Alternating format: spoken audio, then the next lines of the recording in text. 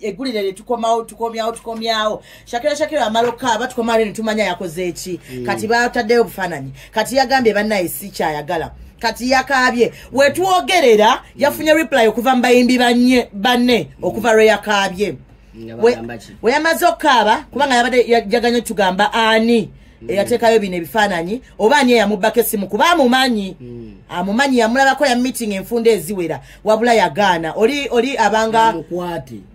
anti kye twade twagala naye kati abadde ndoozi alimu obutiitiizi wabula bwe bamaze okulaba interview ye ng'akaabirira ensi nti bannaye munansonyiwa kyonna ekijja video yange nga ndi bwerere egenda kubanga efuluma munansonyiwa awo abayimbi banne batandika okumutekisinga omuli Pinki n'abalala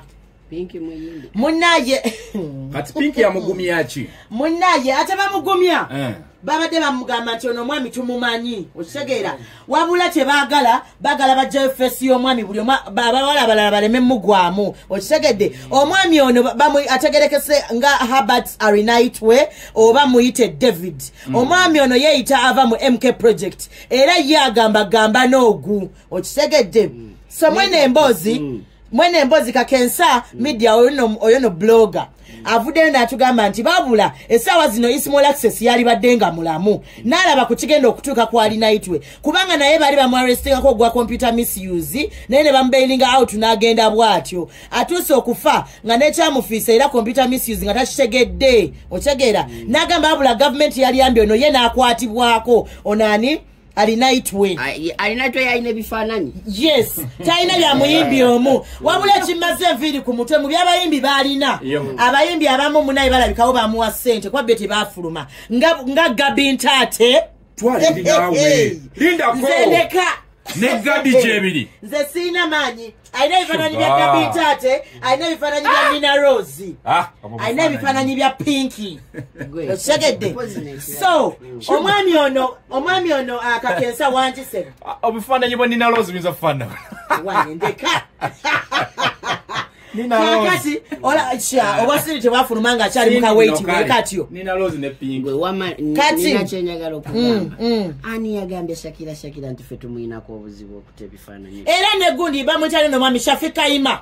yagambye bannaye mutemwangwe alina obufaananyi alina buvidiyo tuyamba mutuwe ebifaananyi mutuwe ne buvidiyo tulabeko mukati ffe tetunayombako tetunamuvumako nti maama tetwagala kutulaga bintu byo ffe wamma twagala okulaba omwami ono Arinaitwe yomo yata ebifaananyi bya Mathake mu 2019 era yabba esimu ya Mathake yabba Samsung nabirako ne iPhone nga biri worth obukadde mukaaga wabula musange gwawaabirwa nga gwaliko lawyer Timothy Amerit era gwalemererwa okolebwako okitegedde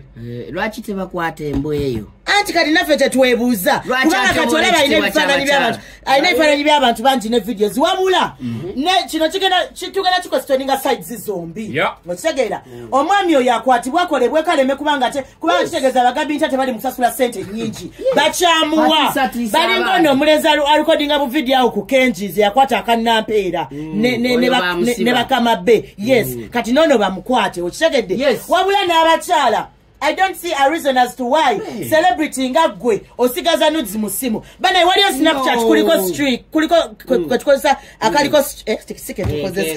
mukozesa olido streakinga mu streakinzi akantu otegedde woka streakinga oli akafuna ne kavaako nawe tokasigaza ne kati gwe biterese olinga akola alubamu kati kabafulumya alubamu mukwata byaki mwe musaba byaki no sebo mukwata byaki waberayo omuntu atemanyi mubiri gwe gufaanana nga he has to be in the mirror ne era bala atemanyi it's called a mobile phone my mobile phone thank you oyo akubuuza yangamba aneno nti yamenya sinki imagine I can do anything with my own phone it's not a public phone oyo yangamba ye wabanga omuyimbi amwagala tamutuukirira wali ku smartphone nga sinki emenyeka ono wali ku disop kati mwafaananyi mwagala bwaki otukubye nnyo mwafaananyi mwagala bwaki so kyekyo munaye kiri ku oyo omwana Shakira tusaba bekikwatako eno radio ewulirizibwa abantu bangi abovunaanyizibwa eri abagavumenti ne bani bagiwuliriza mutuyambe omwami Herbert Arinaitwe aka David ava mu MK project yakwatibwe naye baseka nawe bwe beyogerako okitegedde kati abayimbi bano twabadde ku mbazi ya Shakira Shakira fena tugimanyiko obulungi okitegedde Shakira n'avaayo n'alambulula ensonga nagaba nayenze bannaye blackmailinga omusajja ABC eyaliko ne ku bintu bya Masake 2019 omusajja oyo bamusibako ne kugwa rapi n'okugwa rapist ya raping abana ba university abana mukaaga okitegedde ne bamurapinga nate ne bamuyimbula ne bamujjayo musajja mugisu kati bannaye nekwate kubone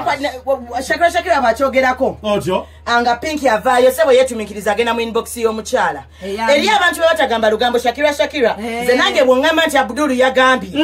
dakika zonyine bwe mbuliza ankwate wakoze oti kati Shakira olabadde mutemu mutugakimize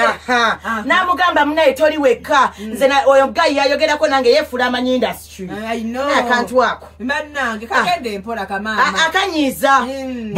gwalabika ng'omwana wa Pitunga ako bwe yagamba agumikiriza okuba omumpya agumikiriza kati omugambo lwaki gukusinga obuwanvu so bwavaayo nagenda na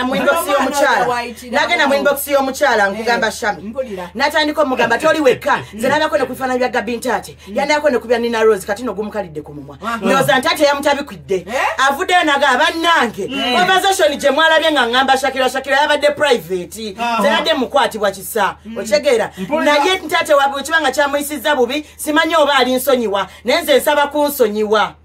okyegedde olisanga abatali balokole nga Ntaate ffe tukuwembi bannaye obukambwe ngozera bungi omwana ng'omufase nnyo anonye hit alisi anonyeyo oluyimba balwanoonya atajja lunoonya bw'ati abadde agala kubeera mukwano gwa Shakira kati abenga omwana oyagala Shakira bamuyite maama ensobi si ya Pinki Yani. ensobi yole yata enyusuti ya Shakira ate wali nsobi ya muntu ena kati nedda bwemba nina kyenkoze ono nakyogerako gwe ensonga kyekuwa obuvumu obujja okuŋŋamba oyo nno Shami si bwatyo bwe yali naye nange yanjogerako omugambo gw'oyogeranga ekitegeeza Pinki ngakulumirirwa twamira panadongo omutwe guluma neiba nkiddiŋŋana nnyo ekitegeeza Pinki awulidde kale kimala amanyi nyakuliza abanoonyeza enkano